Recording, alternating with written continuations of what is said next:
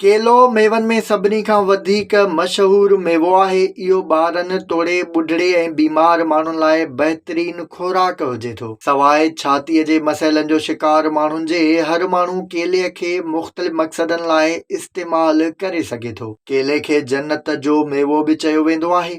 इन जा सिहत लाइ अनोखा ऐं बहितरीनु फ़ाइदा आहिनि। ॿियनि मेवनि जियां केले खे बि सही नमूने पचण खां पोइ ई इस्तेमालु कयो वेंदो आहे। इन लाइ कचे केलनि जी पेतीअ में कैल्शियम कार्बाइड नाले केमिकल, जंहिंखे कार्पेट बि चयो वेंदो आहे, खे पैक करे उन्हनि खे पचायो वञे थो। पर छा तव्हां खे ख़बर आहे त कचे केलनि खे बि इस्तेमालु करे सघिजे थो, जन जा बि सिहत लाइ तमामु बहितरीनु फ़ाइदा आहिनि, जन बाबति अॼु असां अव्हां खे ॿुधाईंदासीं। सिहत जे माहिरनि जो चवणु आहे त कचे केलनि में प्रोबायोटिक मतिलबु त स्टार्च झझे मिक़दार में मौजूदु आहे, जेको आंडनि जी सिहत लाइ बहितरीनु हुजे थो। इहो प्रोबायोटिक्स डायरिया खां बचाइण लाइ बि वॾी मदद कंदो आहे। जेकॾहिं तव्हां थोल जो शिकार आहियो ऐं थोल खां बचणु चाहियो था त कचे केलनि खे पंहिंजी खुराक में ज़रूरु शामिल कयो। उन्हनि में मौजूदु फाइबर जे करे इहो हाज़मे वारे निज़ाम खे बहितर कंदो आहे ऐं रोज़ कचा केला खाइण सां हिकु हफ़्ते में ई तव्हां खे वज़न में वॾी घटिताई महसूस थींदी। कचे केलनि में मौजूदु फाइबर जिस्म में मौजूदु कोलेस्ट्रोल ऐं ब्लड प्रेशर समेत शुगर जी सतह खे बि घटाए थो। कचे केलनि में शुगर ख़िलाफ़ मुक़ाबिलो करण जूं केतिरियूं ई ख़ासियतूं हूंदियूं आहिनि। इहो ई सबबु आहे त कचा केला शुगर जे मरीज़नि लाइ तमामु बहितरीनु हूंदा आहिनि। कचे केलनि जो इस्तेमालु ज़ियाबतीस टाइप 2 मां छुटकारो ॾियारण लाइ इंतिहाई अहम साबित